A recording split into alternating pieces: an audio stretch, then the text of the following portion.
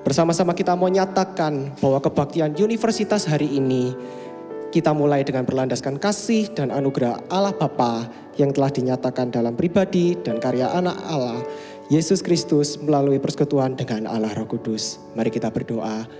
Tuhan, terima kasih buat hari ini kami bisa hadir Tuhan di kebaktian universitas hari ini. Biarkan Tuhan Roh Kudus-Mu bekerja ya Tuhan dari awal sampai akhir. Biarkan kami pulang Tuhan dari KU hari ini tidak didapati kami sama ya Tuhan. Tapi kami akan pulang mendapat sesuatu yang baru. Bekerjalah ya Roh Kudus. Terima kasih Tuhan atas hari ini. Yang excited untuk memulai kebaktian universitas hari ini. Sama-sama katakan amin. Yang bersuka cita untuk memuji Tuhan, mari bersama-sama kita tinggikan Dia. Sama-sama kita mau nyatakan bahwa rahmat Tuhan selalu baru setiap pagi. Amin. Mari sama-sama kita bertepuk tangan. Shake.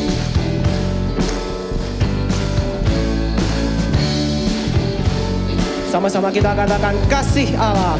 Kasih Allah tak berkesudahan, selalu baru setiap pagi. Rahmat-Nya pun tak pernah berakhir seumur hidupku. Kasih Allah.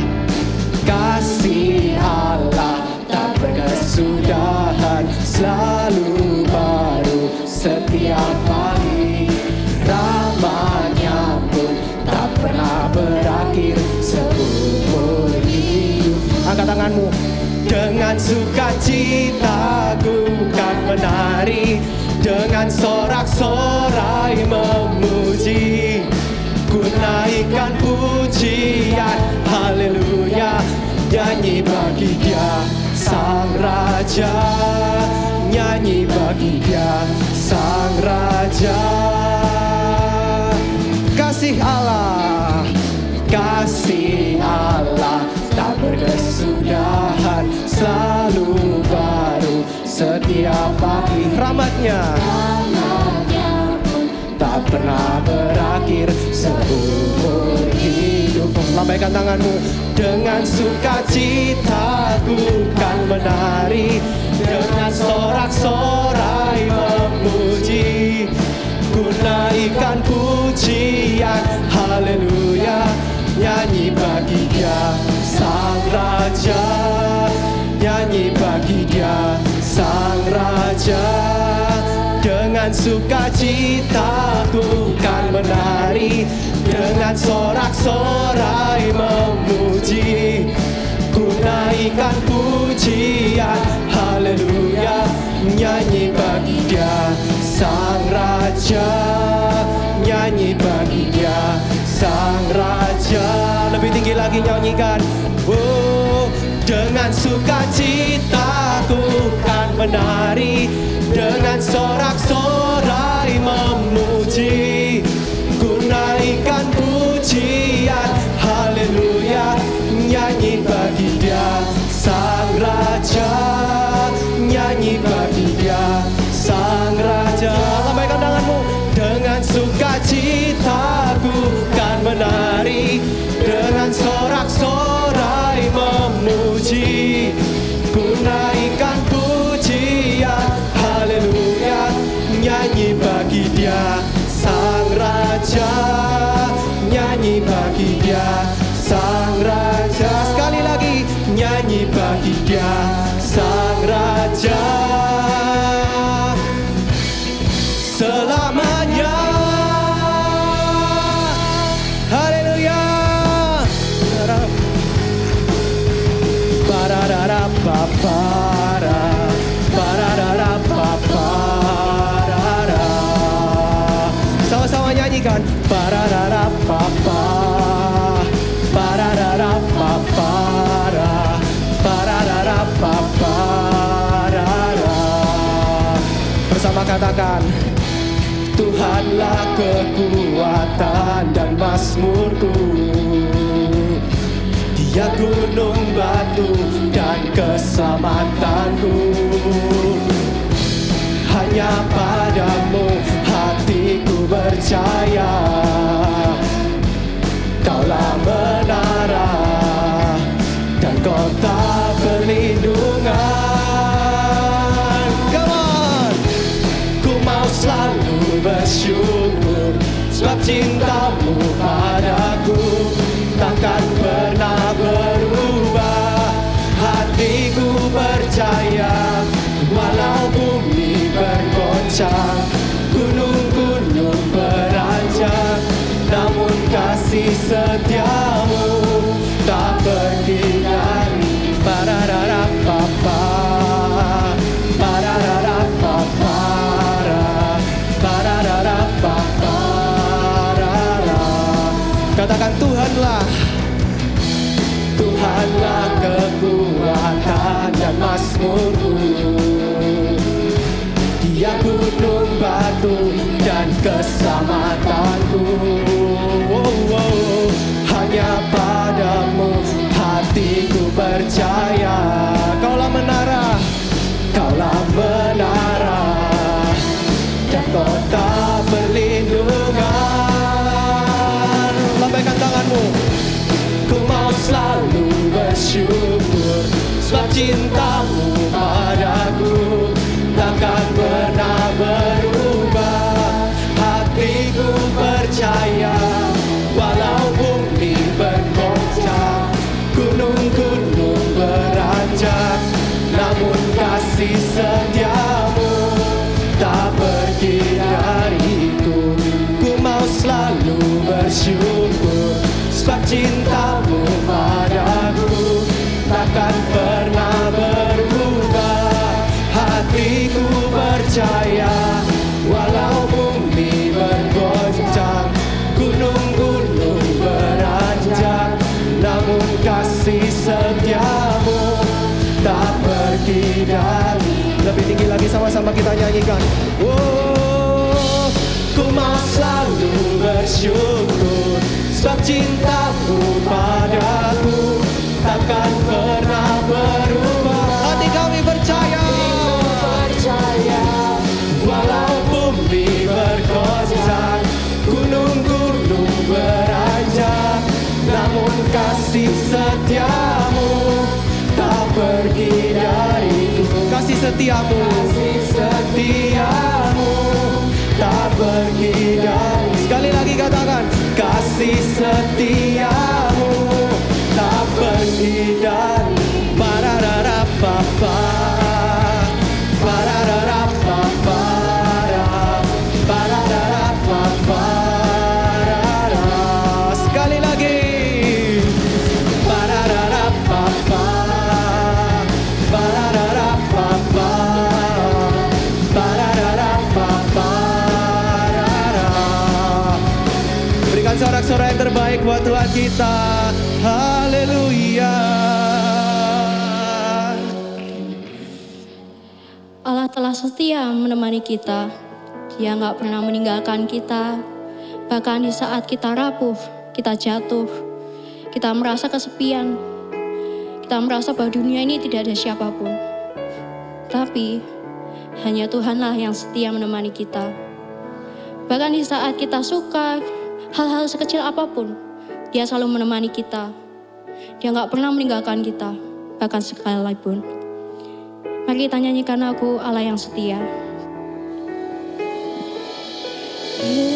Yesus, Kau telah memulai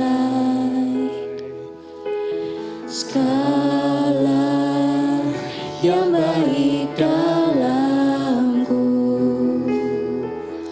Engkau menjadikanku serupa gambaran-Mu dan berharga di mata-Mu.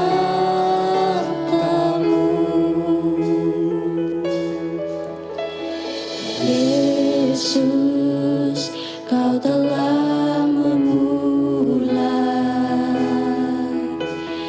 karya yang mulia dalamku. Kau berikan hidupmu sebagai ganti dosaku, karena kasih-Mu padaku. Sekarang ku memuji-Mu, Allah yang setia, yang tak pernah meninggalkan perbuatan tangan-Mu. Sekarang ku menyembah-Mu, Allah yang mulia, sempurnakan segala hidupku agar indah bagimu. Mari kita menyanyikan lagu ini dengan sungguh-sungguh, karena Allah telah menyelamatkan kita. Yesus, Kau telah memulai karya yang mulia dalamku. Kau berikan hidup-Mu sebagai ganti dosaku, karena kasih-Mu padaku. Sekarang ku memuji-Mu, Allah yang setia, yang tak pernah meninggalkan perbuatan tangan-Mu. Sekarang ku menyembah-Mu, Allah yang mulia, sempurnakan segala hidupku agar indah bagimu. Sekarang ku memuji-Mu, Allah yang setia, yang tak pernah meninggalkan perbuatan tangan-Mu. Sekarang ku menyembah-Mu, Allah yang mulia, sempurnakan segala hidupku agar indah bagimu. Mari kita nyanyikan lagu Kasih-Mu Tiada Duanya. Tetap ku kagumi dalam hati, kasih-Mu tiada duanya. Sampai kini ku akui, kasih-Mu tiada duanya.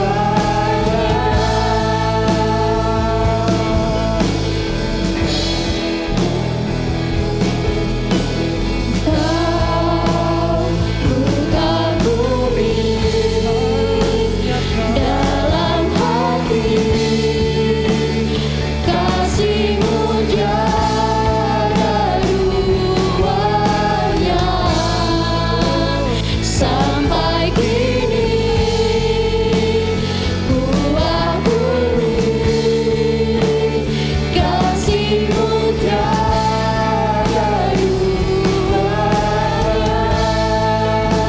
duanya. Kasih-Mu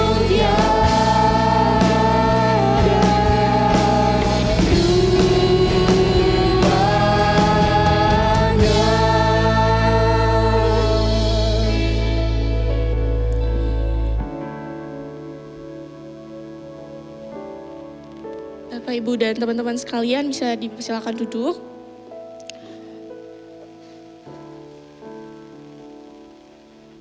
Kita bersatu hati untuk berdoa bersama. Tuhan Yesus, kami mengucap syukur buat segala kasih dan penyertaan Tuhan dan karunia-Mu Tuhan, sehingga kami bisa bersama-sama berkumpul di tempat ini untuk memuji dan memuliakan nama-Mu Tuhan. Kami mengucap syukur buat kebaikan-Mu Tuhan dan penyertaan-Mu bagi universitas kami Tuhan, Universitas Kristen Petra ini Tuhan. Terima kasih Sampai saat ini Tuhan kami masih disertai oleh-Mu Tuhan.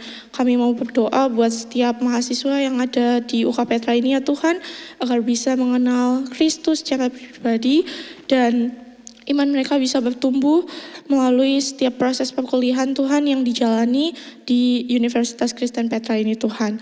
Kami juga mau berdoa buat seluruh sivitas akademika Tuhan yang ada di kampus ini, baik dari para dosen, staf, maupun mahasiswa aktif, dan bahkan calon mahasiswa baru angkatan 2026-2027. Kiranya Tuhan senantiasa memberkati dengan hikmat, kesehatan, semangat, dan hati yang takut akan Tuhan. Kami rindu agar Universitas Kristen Petra ini Tuhan bisa semakin bertumbuh dan selalu memuliakan nama-Mu Tuhan dengan apapun yang dikerjakan dan yang dibuat. Kiranya universitas kami bisa selalu menjadi alat untuk kemuliaan nama-Mu sehingga bisa membawa terang dan dampak yang baik Tuhan bagi bangsa maupun bahkan dunia Tuhan. Kami juga mau berdoa buat setiap mahasiswa yang terlibat di dalam pelayanan maupun di kepanitiaan Tuhan. Kiranya Tuhan selalu menolong mahasiswa ini agar bisa selalu memiliki motivasi yang benar Tuhan untuk melayani-Mu, bukan untuk mencari pengakuan ataupun kepentingan diri sendiri Tuhan. Bentuklah setiap hati dari mahasiswa ini agar mau diajar, diproses dan juga dibentuk Tuhan agar setiap tanggung jawab yang dilakukan bisa membuat mereka bisa semakin serupa dengan Kristus dalam kerendahan hati, kesabaran dan juga kasih Tuhan. Kami juga mau berdoa buat konflik yang sedang terjadi di Timur Tengah Tuhan. Kami memohon agar kekerasan yang ada bisa segera dihentikan Tuhan, peperangan bisa semakin diredakan dan keputusan-keputusan yang diambil oleh para pemimpin, presiden bisa mengarah pada perdamaian Tuhan.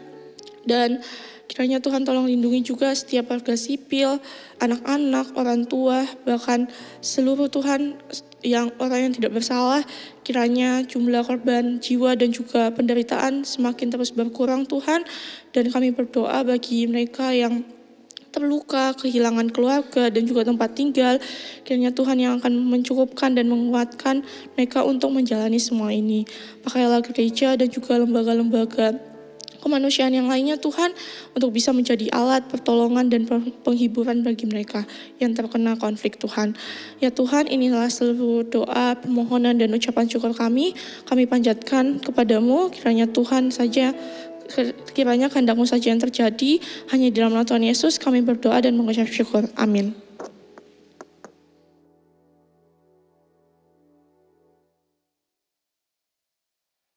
Ini saatnya kita mendengarkan firman Tuhan kepada Bapak Samuel Sugiarto, Magister Teknik Teologi. Kami persilahkan.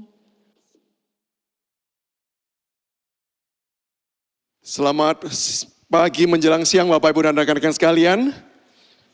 Ya, susah jawabnya nggak apa-apa karena memang panjang ya. Selamat pagi aja ya. Senang sekali hari ini kita bisa beribadah bersama-sama. Dan kita akan melanjutkan perenungan kita berbicara mengenai responsible. Menjadi pribadi yang bertanggung jawab. Dan kita akan memasuki bagian bagaimana kita bertanggung jawab di dalam mengembangkan habit atau kebiasaan kita. Sebelum kita belajar bersama-sama bagian firman Tuhan ini, saya mengundang kita kembali tundukkan kepala dan kita berdoa memohon pimpinan dan pertolongan Tuhan. Bapa di surga, kami mengarahkan hati dan pikiran kami kepada Tuhan. Kami rindu pikiran kami Engkau bentuk, Engkau ajar, supaya seturut dengan yang Engkau ingini. Hati kami pun kami persembahkan di hadapan mezbah-Mu, harapannya Engkau sendiri yang boleh melembutkan, supaya kami bukan hanya belajar tentang pengetahuan, tetapi kami betul-betul diubahkan dari hati kami untuk menyetujui. Dan pada akhirnya kami boleh hidup di dalam kebenaran Tuhan. Bantu setiap kami termasuk hamba-Mu yang dipercaya menguraikan di dalam segala keterbatasan dan kelemahannya Tuhan bantu pimpin tolong. Berbicaralah kepada setiap kami ya Tuhan. Demi Yesus Kristus kami berdoa dan berserah diri. Amin. Bapak Ibu berbicara mengenai membangun habit yang bertanggung jawab. Saya ingin memulai terlebih dahulu sebelum kita membaca nats firman Tuhan. menunjukkan mengapa topik ini adalah topik yang penting bagi setiap kita. Ada 3 alasan, dari sekian banyak saya mencoba untuk merangkumkan menjadi 3 alasan.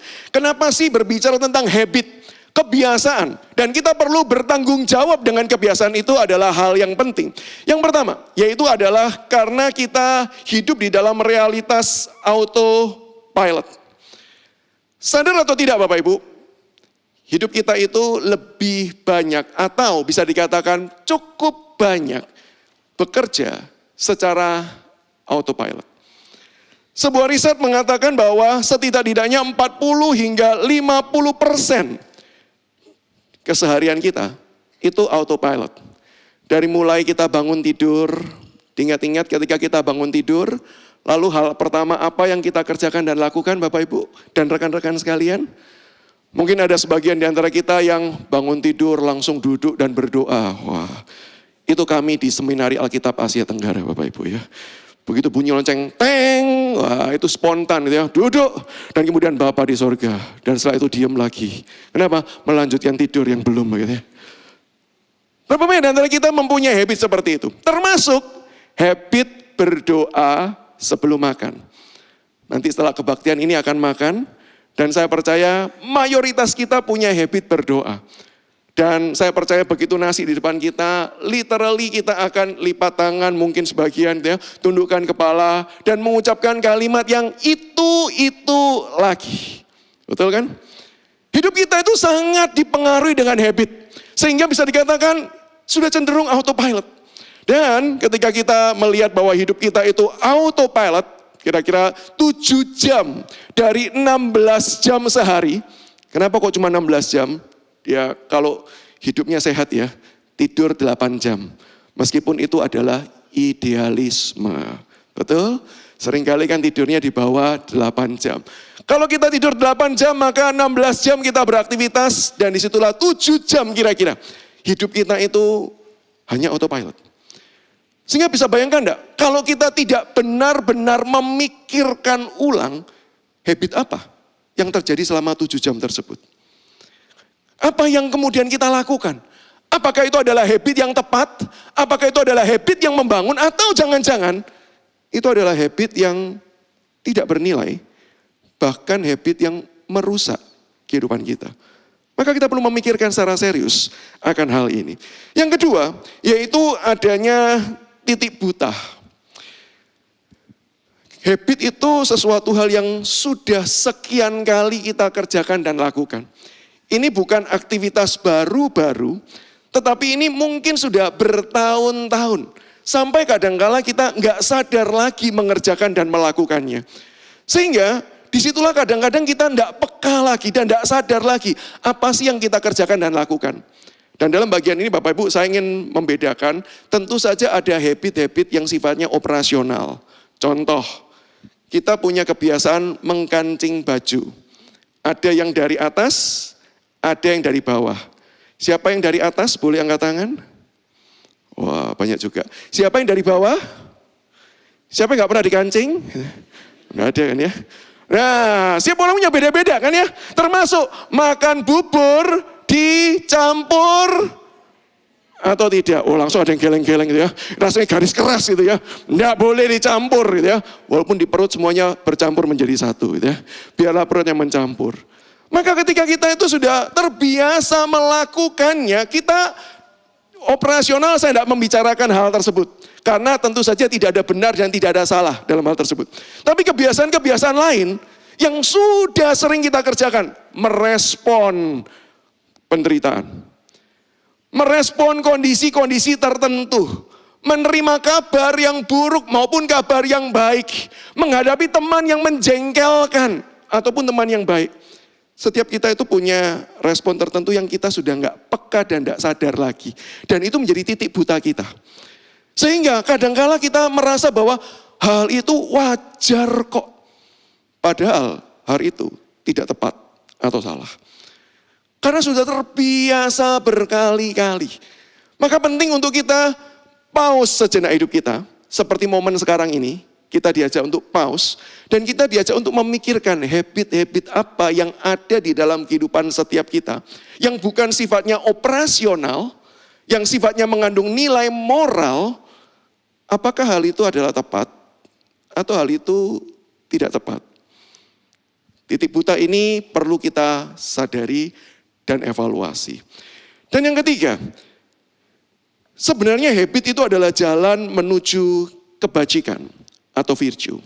Pandangan ini saya kutip dari seorang tokoh yang namanya Augustine of Hippo. Nah, nama ini akan beberapa kali saya sebut di dalam kesempatan kali ini ya. Augustine of Hippo, dia mengatakan virtue is the habit of a well-ordered mind. Kebajikan adalah kebiasaan dari pikiran yang tertata dengan baik. Walaupun menggunakan kata mind, tetapi kalau kita membaca tulisan-tulisan Augustine, dia tidak sedang memikirkan konsep rasionalitas saja. Tetapi bagaimana mind itu berbicara pikiran dan perasaan yang menyatu sebagai pusat kehidupan untuk mengambil langkah kehidupan. Sehingga di dalam bagian ini, Augustine mau seolah-olah berkata begini, memang hidup manusia itu dirancang oleh Tuhan mengembangkan habit. Tapi bukan sekedar tujuannya hanya untuk beraktivitas biasa. Tetapi ketika habit itu menjadi sebuah pola dan yang kita kerjakan adalah hal-hal yang baik, disitulah hidup kita akan menjadi bajik. Maka itu kenapa kita penting sekali untuk mengembangkan habit, bukan sekedar hidup kita bisa berjalan, tetapi bagaimana kita mengembangkan habit-habit yang baik. Habit-habit yang diajarkan oleh firman Tuhan. Kita terapkan itu menjadi bagian dalam kehidupan kita. Sehingga itu berkembang menjadi habit. Dan banyak buku mengatakan dari habit menjadi karakter. Dan karakter itulah yang disebut dengan virtue atau kebajikan. Maka dengan dasar ini saya ingin mengajak kita, yuk kita pikirkan secara serius.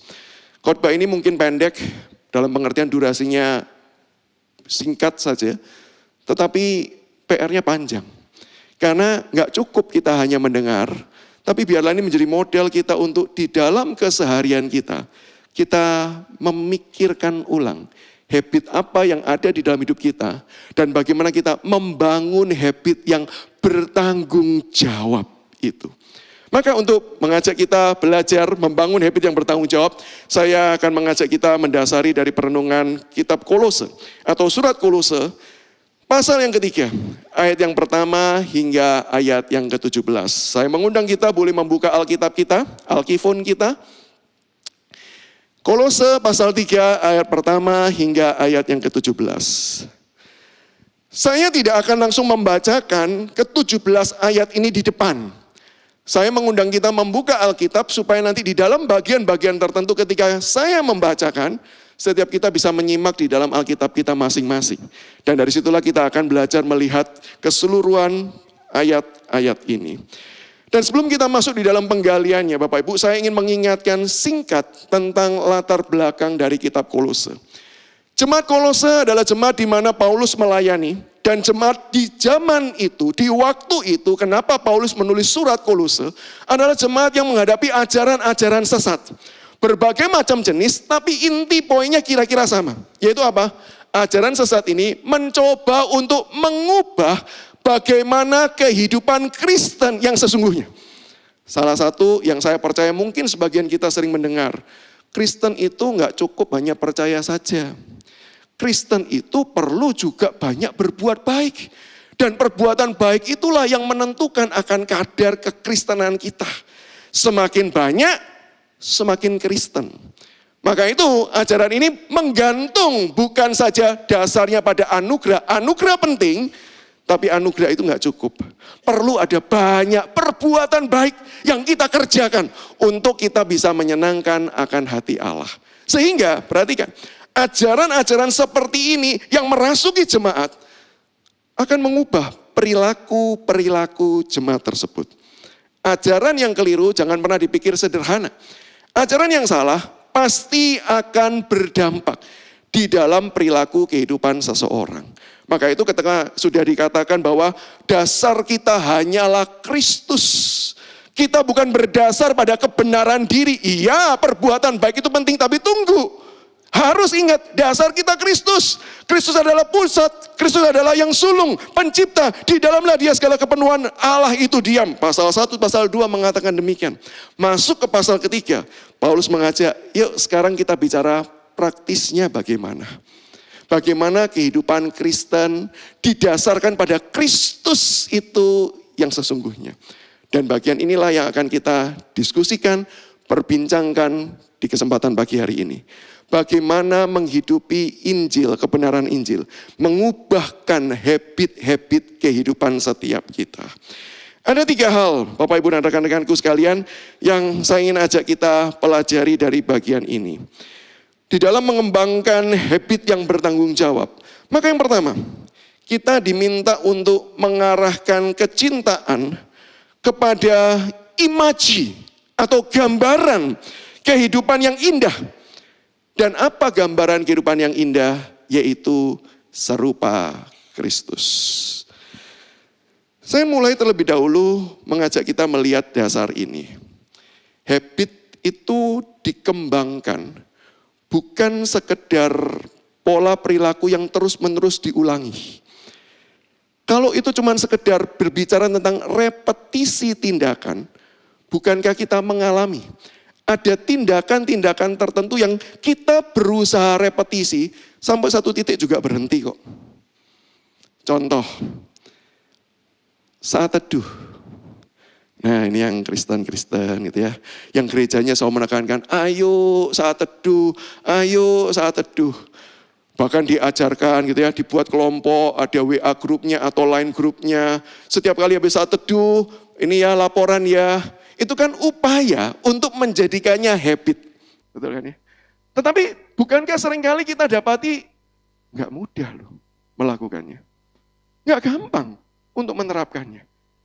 Banyak kali kita justru bolong gitu ya.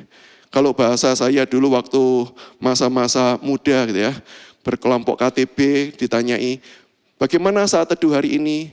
Pertanyaan gini, bolong berapa? Maksudnya berapa hari nggak saat teduh gitu ya. Ya ada yang bolong sehari, kadang-kadang 2 hari gitu ya. Kalau banyak pergumulan 3 hari, pernah 4 hari, 5 hari, bahkan pernah bolong 7 hari juga pernah gitu. Bukankah kita mendapati kalau itu cuma berbicara repetisi, nggak semuanya loh, repetisi itu berhasil. Maka kalau tanya gini, kenapa ada repetisi yang betul-betul berhasil menjadi habit? Kenapa ada repetisi yang tidak bisa berjalan? Jawabannya adalah ini. Repetisi itu terkait dengan goal yang kita harapkan dan inginkan. Setiap kita itu punya gambar kehidupan ideal yang kita itu kembangkan. Sehingga semua hal yang kita kerjakan, termasuk urusan rohani, termasuk urusan jasmani, akan diarahkan menuju pusat tujuan yang kita inginkan tersebut. Maka di dalam bagian ini penting untuk kita membicarakan habit. Pertama-tama kita perlu mempertanyakan apa yang menjadi imaji atau gambaran kehidupan indah yang kita itu betul-betul dambakan. Apakah itu sungguh-sungguh kebenaran firman Tuhan? Atau jangan-jangan kita adalah orang Kristen yang punya gambaran imaji hidup yang indah adalah sukses menurut banyak orang. Yang penting itu punya berapa M di umur 25, lulus S1 langsung punya berapa M gitu ya. Ya bisa sih kalau anaknya sultan. Kalau enggak kan itu merupakan sesuatu hal yang berat. Apa sih imaji, gambaran ideal hidup kita? Itu pertanyaan awal yang kita perlu pikirkan dan renungkan. Dan itulah yang Rasul Paulus tekankan awal-awal di dalam surat di Efesus ini. Kalau kita perhatikan di dalam Kolose 3 ayat yang pertama hingga ayat yang keempat. Saya bacakan, silakan disimak di Alkitab masing-masing. Karena itu, apabila kamu dibangkitkan bersama dengan Kristus, perhatikan ini. Carilah hal-hal yang di atas di mana Kristus ada. Duduk di sebelah kanan Allah. Pikirkanlah hal-hal yang di atas, bukan yang di bumi. Sebab kamu telah mati dan hidupmu tersembunyi bersama dengan Kristus di dalam Allah. Apabila Kristus yang adalah hidup kita tampak kelak, kamu pun akan tampak bersama dengan Dia dalam kemuliaannya. Ada dua kata yang penting, dan ini merupakan kata kerja yang ditekankan di dalam bagian ini. Yang pertama adalah kata carilah. Bahasa Yunaninya adalah CTIT. Gak usah dihafal. Setelah saya sebutkan, lupakan dengan segera. Gitu ya. CTIT. Kenapa kata ini perlu disebut dan kata ini penting? Karena memang terjemahan Indonesia menuliskan carilah dan tidak salah. Tetapi setiap kita punya konsep mencari yang berbeda-beda loh. Berapa banyak di antara kita sama seperti saya. Kalau nyari barang, itu mengandalkan, yang menikah khususnya ya, mengandalkan istri. Yang belum punya istri, enggak apa-apa. Ini informasi bagi masa depan Anda. Nyari barang, di mana barangku ini? Ada di meja, saya lihat meja, saya teliti, enggak ada. Tapi begitu istri datang gitu ya, istri itu ternyata sungguh-sungguh magician. Begitu istri muncul, barangnya muncul. Dan ada di meja. Kita kadang-kadang cuman ya nyari aja. Tapi kalau tanya, sungguh-sungguh mencari. Sebesar apa effort kita mencari? Kata ini dituliskan bukan sekedar mencari, tetapi mengingini dengan sungguh-sungguh sehingga menggerakkan orang itu mencari dengan serius dan mengupayakan segala sesuatu hingga dapat. Kata ini di dalam beberapa cerita Injil digunakan untuk satu. Yesus mencari orang berdosa. Bagaimana Yesus mencari orang berdosa? Gambaran Injil jelas bukan? Bukan sak nemunya lah. Bahkan dengan jelas di Gerasa itu Yesus mencari satu orang. Dan Yesus tahu setelah menyembuhkan, mengusir legion itu, dia diusir. Tapi dia tetap datang dan mencari. Yang lebih jelas bagaimana Yesus mencari perempuan Samaria. Nggak harus lewat, kebiasaan sudah ada jalan rutenya muter. Tapi Yesus memilih rute yang nggak biasa. Dia sengaja lewat Samaria. Dan sengaja dia minta para muridnya pergi. Nggak usah ganggu. Cari roti sejauh-jauhnya. Pokoknya cari. Ntar pulang baru beres pembicaraannya. Dan Yesus menunggu perempuan Samaria tersebut. Inilah mencari. Ada kerinduan sampai mengupayakan dengan segala sesuatu. Dan kata kedua yaitu adalah kata pikirkan. Nah, kata ini memiliki pengertian mengarahkan atau menjadi sebuah kompas. Bukan asal mencari, tapi mencari di sebuah tempat tertentu yang spesifik. Itu kata pikirkan ini. Dan kalau kita gabungkan, maka dalam bagian ini Paulus memerintahkan jemaat Kolose dan juga termasuk kita umat Tuhan untuk merindukan dan mencari dengan sungguh-sungguh kepada arah yang tepat. Apa arah yang tepat? Jelas tulisan Kolose mengatakan Kristus yang di atas itu, yang memerintah itu. Carilah dia. Seolah-olah mau mengatakan itulah yang harusnya menjadi imaji gambaran indah kita. Karena Kristus adalah Allah yang memerintah, duduk di sebelah kanan Bapa yang berkuasa tersebut. Kristus yang mulia dituliskan dalam bagian ini. Carilah dan pikirkanlah, arahkanlah imaji hidup kita pada kemuliaannya Kristus. Tapi gak cukup itu. Kalau kita perhatikan di ayat yang keempat, ini yang menarik. Itu apa? Apabila Kristus yang adalah hidup kita tampak kelak, kamu pun akan tampak bersama dengan Dia dalam kemuliaannya. Sederhananya, ayat ini mau mengatakan, bukan cuman Kristus yang mulia. Hidupmu yang ada di dalam Kristus. Hidupmu itu pun akan dimuliakan ketika engkau serupa dengan Dia. Maka apa gambaran indah hidup yang harusnya kita kejar dan kita cari? Sebagai orang percaya, firman Tuhan memberi dasar. Hidup serupa Kristus. Maka pertanyaannya untuk setiap kita. Saya percaya kalau ditanya, tahu nggak sih hidup kita harus semakin serupa Kristus? Saya kok yakin mayoritas kita akan mengangguk dan menjawab, we know. Saya tahu. Tapi pertanyaannya bukan cuma tahu. Seberapa kita menganggap itu hal yang indah? Ini berbeda. Kita bisa tahu itu benar. Tapi pertanyaannya, seberapa yakin? Seberapa kita mencintai dan menghasrati hidupku semakin hari semakin serupa Kristus. Kalau ini tidak pernah menjadi gambar indah hidup yang kita impikan dan inginkan. Percayalah, habit kita tidak akan pernah menjadi habit yang bertanggung jawab sesuai ajaran firman Tuhan. Percayalah, diajari KTB, baca Alkitab, diundang kebaktian universitas. Kita akan berkata, no, itu bukan hal yang penting buat saya. Karena habit kita sedang diarahkan kepada imaji yang lain. Gambaran yang lain. Nggak tahu gambaran itu apa. Maka ini pertanyaan pertama yang patut kita pikirkan dan gumulkan.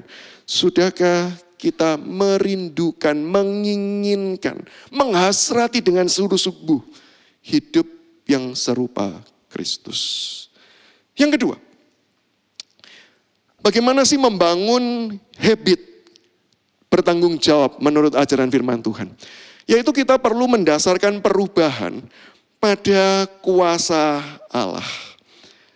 Kita punya habit dan bisa jadi dalam penemuan-penemuan kita ada habit-habit tertentu yang tidak tepat, yang mengarah pada imaji yang salah, sehingga kita patut merubah. Firman Tuhan memberitahu perubahannya didasarkan pada kuasa Allah. Kita harus jujur rekan-rekanku, berubah itu enggak mudah. Ini mengubah hal yang simpel saja saya percaya enggak mudah. Ini saya kepingin nih moto sekarang dari tempat ini ya, posisi duduknya. Lalu minggu depan difoto lagi. Kecuali yang di depan ini terpaksa kan ya Bapak Ibu ya. Kalau boleh milih kan enggak pengen di depan ini kan ya. Gitu. Tapi saya menduga kita punya spot-spot favorit gitu. Dan kalau disuruh berubah, susah sekali. Ini contoh sederhana aja ya. Itu setiap hari Senin pagi sebelum kebaktian mulai dikasih pembatas. Tapi selalu ada pembobol Bapak Ibu. Rasanya tempat belakang itu ideal banget gitu kan ya. Nggak salah sih, nggak salah. Nggak ada tempat baik, nggak ada tempat menentukan prestasi dalam hal ini tidak. Tapi bukankah itu menunjukkan bahwa itu memang habit kita. Kita ini susah sekali untuk diubah, diminta untuk ayo duduk depan, berat sekali. Itu baru hal biasa nih ya. Apalagi ketika kita berbicara tentang habit yang artinya sudah terpola, perubahannya nggak gampang. Kenapa perubahannya tidak gampang? Yang pertama karena itu sudah menjadi sistem hidup. Saya ketika mempersiapkan materi ini saya membaca ada satu riset menunjukkan bahwa secara fisiologi, otak kita itu memang menggabungkan peristiwa-peristiwa kebiasaan-kebiasaan yang berulang dan yang sejenis dan sama menjadi satu bagian, kelompok besar. Sehingga dengan penggabungan tersebut, habit itu yang terjadi. Dan secara medis itu menghemat energi pikiran, otak. Semoga saya tidak salah. Ini riset yang saya baca. Mengatakan seperti itu. Itu gambaran habit terbentuk. Karena otak memang mengklasifikasi. Kalau modelnya seperti ini, ya jalannya seperti ini. Kalau caranya seperti ini dan selalu diulang, otak membaca itu peristiwa yang sama dan kemudian mengelompokkan menjadi satu, menghemat energi pikiran. Tidak perlu setiap kali kita berpikir untuk sesuatu, dan disitulah kita akan berjalan. Apalagi secara fisiologi, kita sudah terbiasa dengan hal tersebut. Jelas itu nggak gampang. Ditambah lagi bukan cuma sekedar sudah menjadi sistem, tapi kita punya upaya yang jelas dan pasti. Sistem punishment and reward dalam hal ini juga berlaku. Kalau saya terbiasa melakukan ini, maka saya akan mendapat hal ini. Kalau saya rajin belajar, dalam kurung, di depan orang tua, tutup kurung gitu ya. maka saya akan mendapatkan pujian, saya akan mendapatkan reward. Maka setiap kali ada orang tua, kita akan menunjukkan kita rajin belajar. Nggak usah jauh-jauh. Tadi pagi saya baru mengalaminya. Naik mobil, di Indonesia harus dibiasakan pakai seat belt kan ya. Sebenarnya bukan di Indonesia aja. Mayoritas negara sudah membiasakan pakai seat belt. Saya ngobrol dengan istri yang mengantar saya, ya, saya lupa pakai seat belt. Sampai apa? Sampai berhenti di lampu merah dan lihat ada kamera. Cepat-cepat pasang seat belt. Hal itu menunjukkan apa? Jangan sampai nih saya kena tilang. Sehingga sistem ini membiasakan kenapa sih kita pakai seat belt, kenapa sih lampu merah itu kita berhenti, kenapa sih kalau lampu kuning kita tancap gas. Tujuannya adalah untuk mendapatkan reward tertentu. Dan itu pasti, karena sudah terbiasa. Setiap kali lampu merah berhenti nggak ditilang. Tapi begitu kita melewati lampu merah dan ada polisi, kena tilang. Maka kapan kita taat pada lampu merah? Ketika apa kata-katanya? Ada polisi. Itu habit yang terbentuk karena rewardnya jelas dan pasti. Dan yang ketiga adalah seringkali habit itu terbentuk sebagai defense mechanism. Apalagi untuk sesuatu hal yang seringkali itu membuat kita tertekan. Kita punya habit-habit tertentu yang dikembangkan. Saya ceritakan defense mechanism yang positif ya. Ini saya pelajari dari orang tua saya, mama saya. Setiap kali menghadapi pergumulan tertentu, habit yang dia terbiasa bangun, itu adalah berdoa. Baik dalam hal yang buruk, kalau hal yang buruk, dia akan langsung berdoa, Tuhan begitu. Termasuk dalam hal yang baik. Nah, saya sejak kecil dibangun dalam keluarga dengan habit seperti ini. Contoh, setiap kali kalau hal yang buruk doa, saya nggak ceritakan hal yang positif deh. Terbiasa untuk berdoa, terbiasa untuk mengucap syukur. Kalimatnya sederhana. Mama saya masih Mandarin speaking begitu ya. Jadi setiap kali ada peristiwa positif selalu dia katakan kan seju, kan seju, kan seju. Setiap kali dulu lampu mati gitu ya. Lampu mati bukan karena ini problem tertentu, bukan karena kita zaman dulu nggak ada token sih. Zaman dulu pokoknya ada periodenya lampu mati gitu ya. Dan bergumul sedang butuh untuk masak dan lain sebagainya. Doa, Tuhan tolong, itu kebiasaannya gitu ya. Sebelum telepon PLN, doa dulu. Dan PLN-nya juga didoakan. Wah itu mama saya luar biasa ya. PLN-nya pun juga didoakan. Selesai doakan, kok enggak nyala-nyala, doa lagi, doa lagi, doa lagi. Dan begitu lampu nyala, kan seju, kan seju. Ini defense mechanism yang dirancang oleh hidup untuk meresponi segala sesuatu.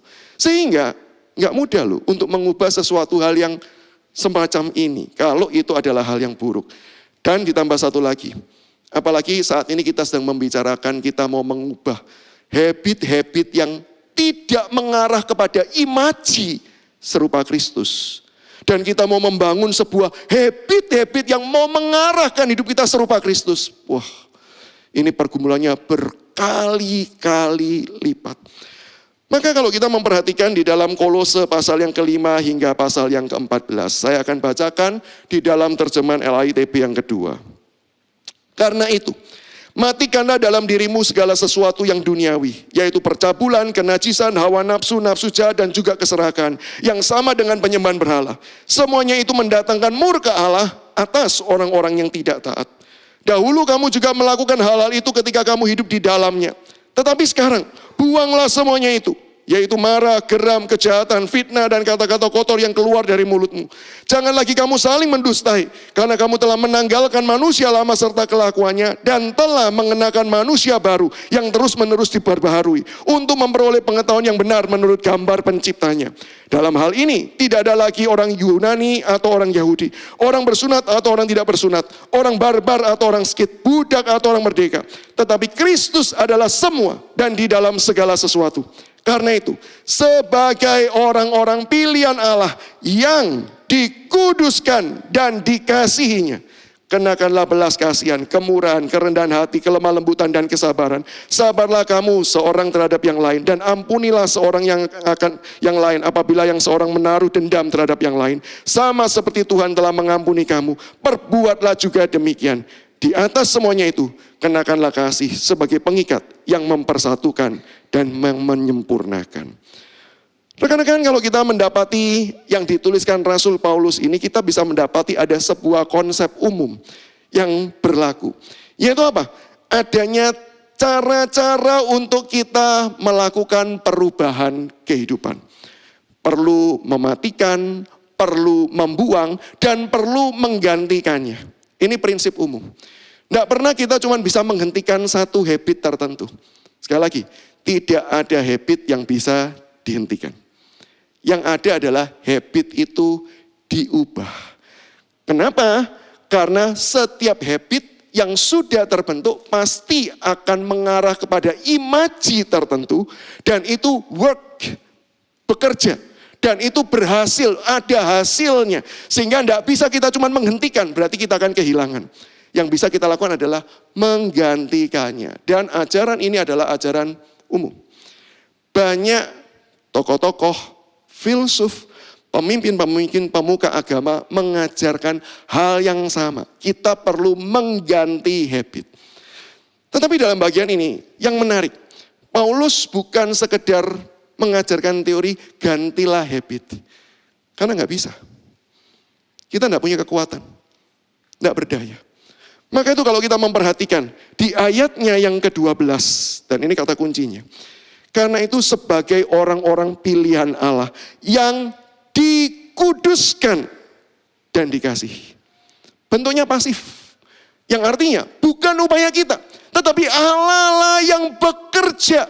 Allah lah yang menolong setiap kita dengan kuasanya.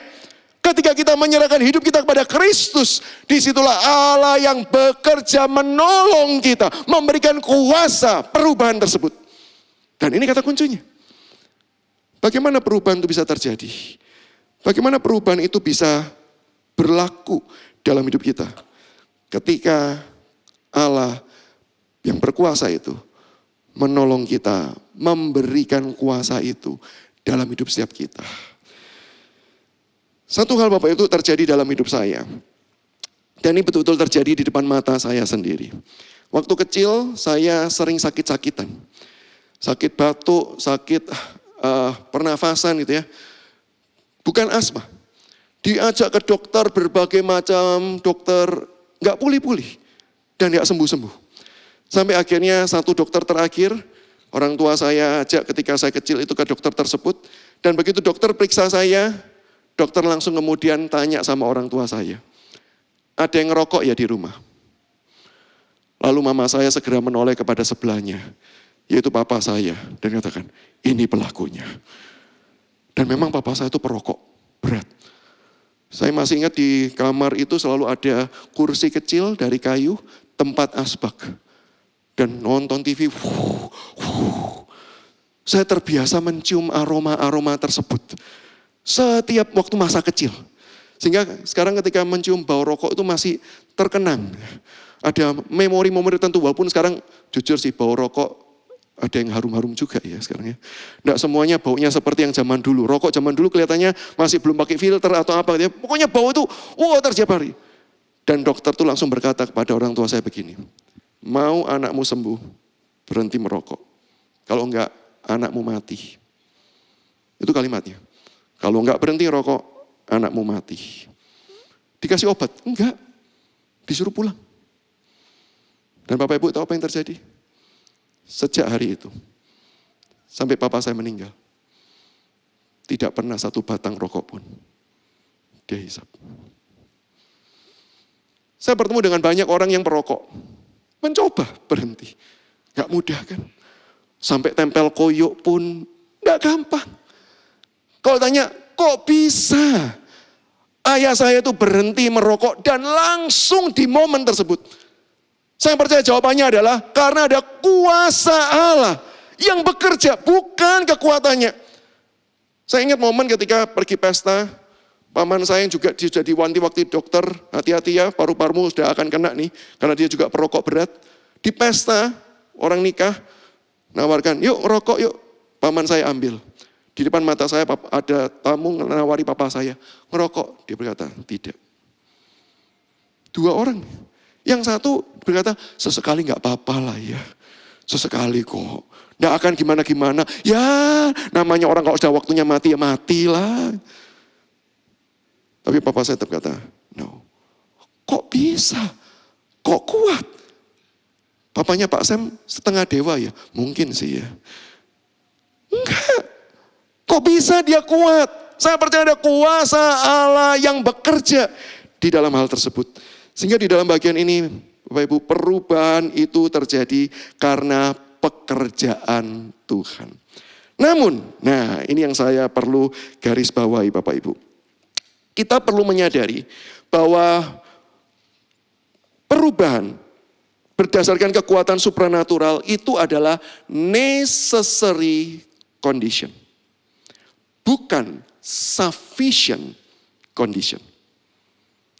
Bedanya di mana? Sufficient condition berarti adalah sebuah kondisi tertentu yang kan langsung seketika itu menghasilkan dampak tertentu.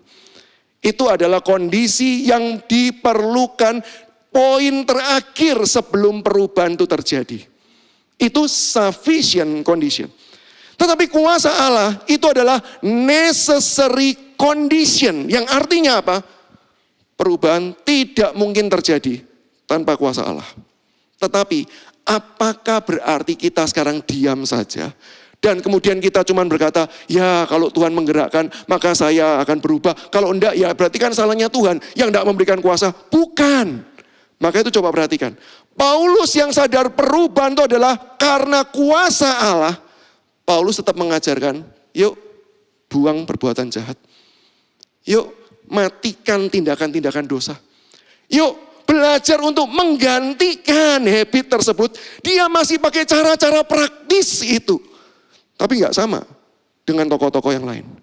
Dia mendasarkan dari karya kuasa Allah.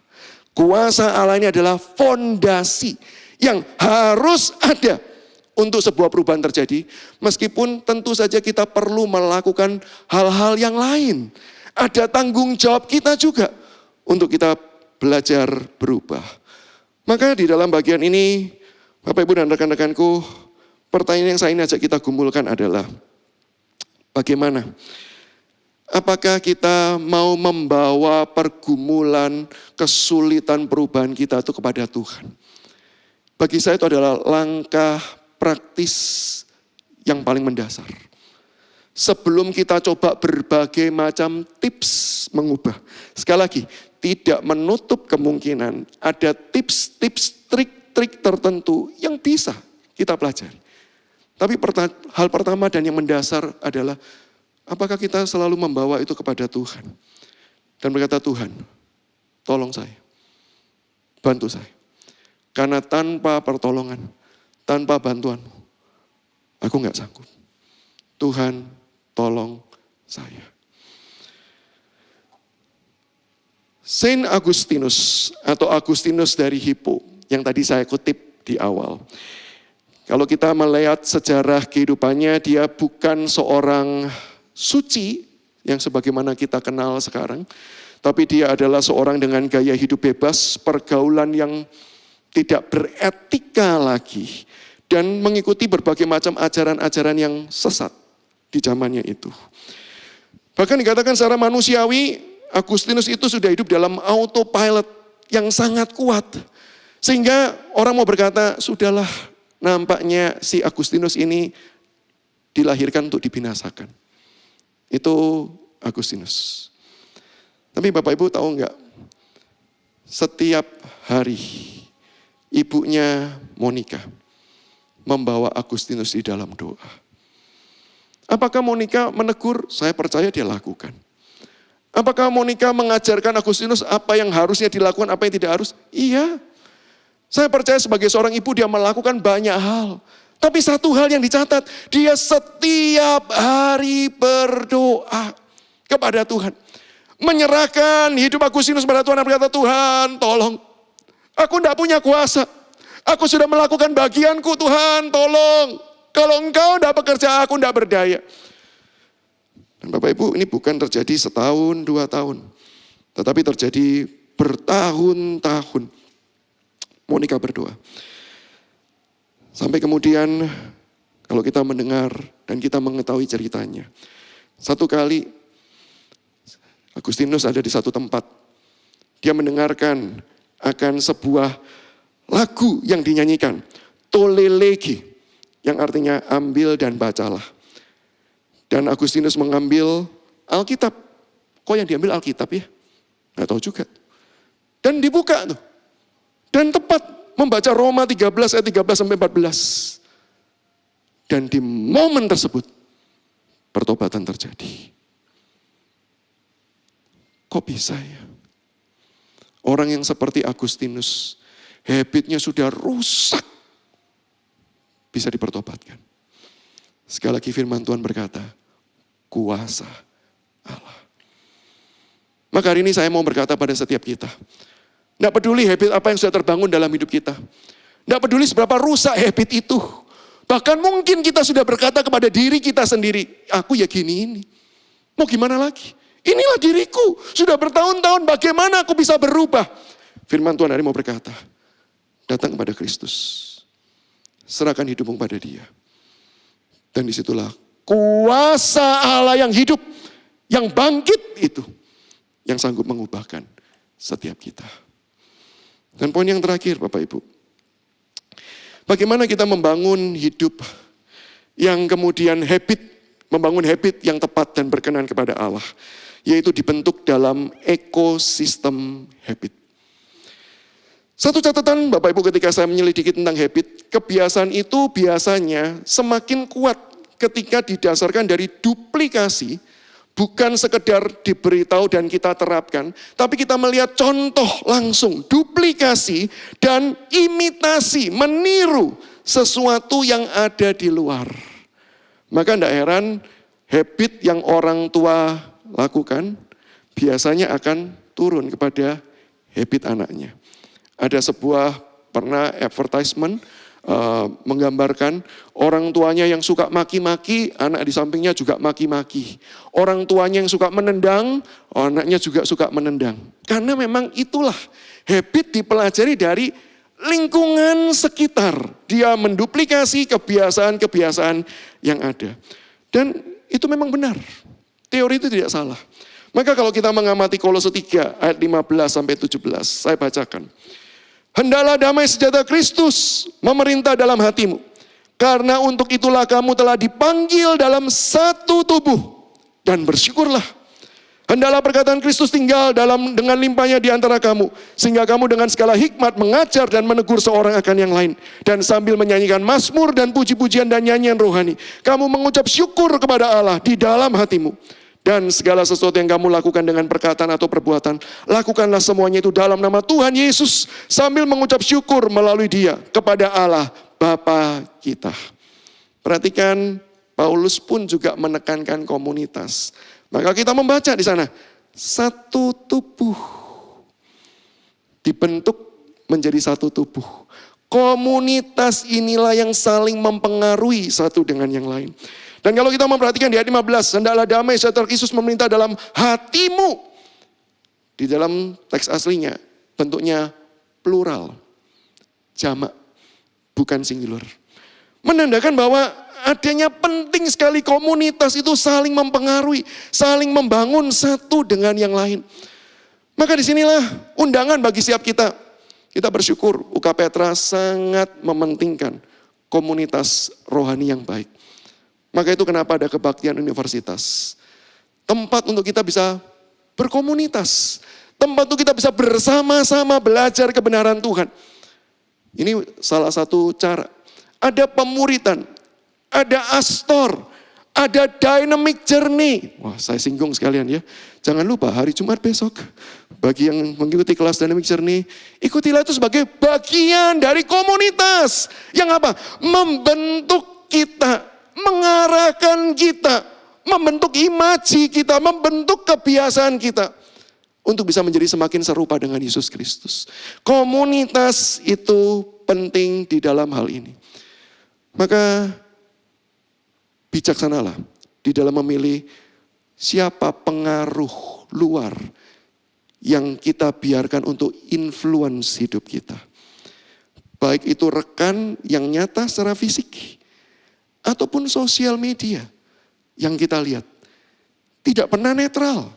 Memberikan banyak hal, mengajar kita banyak hal, membentuk kita. Komunitas media apa yang kita biarkan untuk merasuki jiwa dan pikiran kita. Kita perlu dengan bijak memikirkannya. Dan kalimat yang dalam bentuk negatifnya, Paulus tuliskan dalam 1 Korintus 15 ayat 33. Mungkin sebagian kita menghafal. Jangan kamu sesat. Pergaulan yang buruk merusakkan kebiasaan yang baik. Komunitas itu penting. Maka sebagai penutup Bapak Ibu, kalau kita berpikir bahwa ini ditunggu-tunggu nih, kaitan Injilnya nih. Wah, sebagian kan begini, ini gospel connection-nya di mana nih? Kan Yesus kan, kalau ditanya, Yesus ini bergumul dengan habit enggak? Tuhan Yesus bergumul dengan habitnya enggak? Apakah ada habit yang Tuhan Yesus perlu ubah? Saya kok percaya jawabannya enggak sih. Berarti kita akan berkata gini, ya kali ini enggak ada gospel connection nih. Kali ini berarti kita tidak bisa berdasar Injil nih. Kenapa? Karena Yesus kan tidak mengerti kita. Kan dia nggak bergumul sama seperti kita. Ini pergumulan yang berbeda. Yesus adalah Allah yang menjadi manusia. Kita manusia yang bergumul dengan habit keberdosaan kita. Iya sih. Memang dalam cerita ini gospel connection-nya bukan berbicara bahwa Yesus pernah ada di dalam bagian kita. Tapi sadar enggak? Yesus adalah pengajar habit. Di dalam Injil, Yesus memilih 12 orang. Dan apa yang dia lakukan? Dia melatih mereka. Mempertumbuhkan mereka. Mengubah imaji gambaran dari Mesias politik kepada Mesias yang memerdekakan orang dari dosa dan membawa transformasi di dalam dunia. Yesus melatih secara intensif 3,5 tahun lamanya. Melatih habit para murid. Dan tidak lelah-lelah mengingatkan mereka. Dan apa yang terjadi? Ketika sampai akhir pun Yesus ditangkap. Yesus mau disalibkan. Bukankah murid yang paling vokal berkata, aku tidak pernah meninggalkan engkau. Justru jatuh dan menyangkal. Tapi apa yang terjadi ketika Yesus bangkit?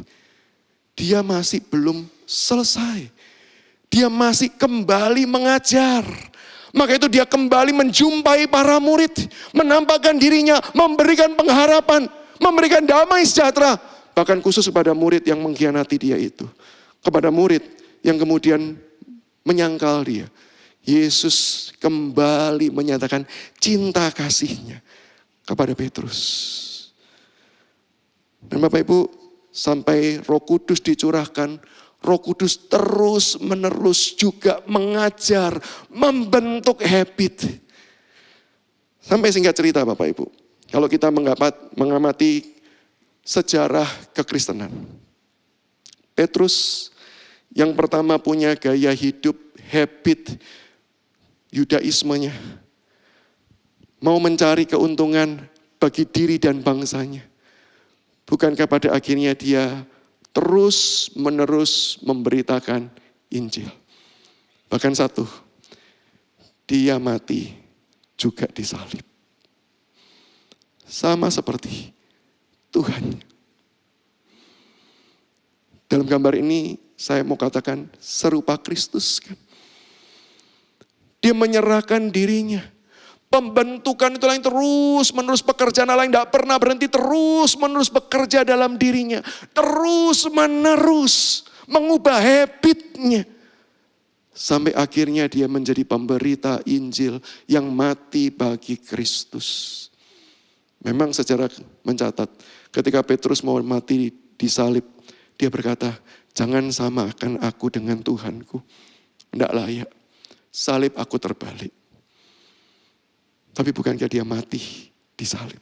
Sama seperti Kristus. Dan inilah Injil untuk kita. Saya tahu memeriksa diri, mengoreksi habit dan mengubahnya tidak mudah.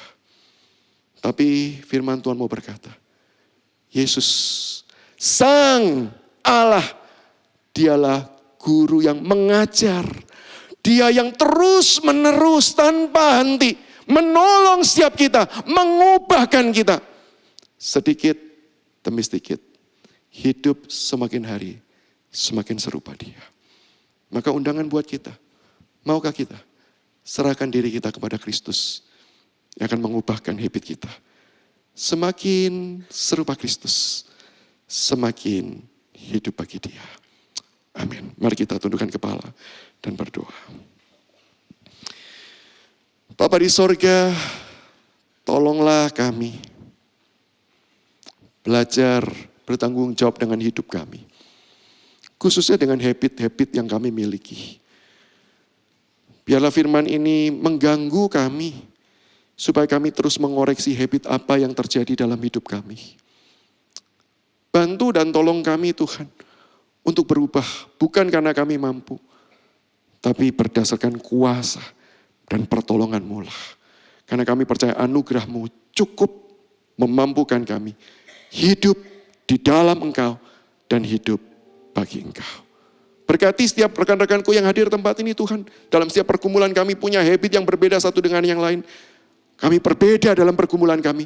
Kami percaya Tuhan akan menolong dan membantu setiap kami. Personal, pribadi demi pribadi. Terima kasih Tuhan, dengar doa kami. Rekan-rekanku, saya mengundang setiap kita boleh bersama-sama bangkit berdiri. Arahkanlah hatimu kepada Tuhan dan terimalah berkat Tuhan ini. Kiranya kasih kekal Allah Bapa di dalam cinta Yesus Kristus yang sempurna, yang tidak pernah berhenti mengajar kita, mengubahkan habit hidup kita. Di dalam karya Roh Kudus yang bekerja dari dalam, mengubahkan pembaharuan hidup dari dalam. Kiranya kasih kekal Allah Tritunggal ini terus beserta dengan kita, memperbarui habit-habit kita, semakin serupa Kristus dari sekarang sampai selama-lamanya. Terimalah berkat ini di dalam nama Yesus Kristus, Tuhan dan Juru Selamat yang hidup. Amin.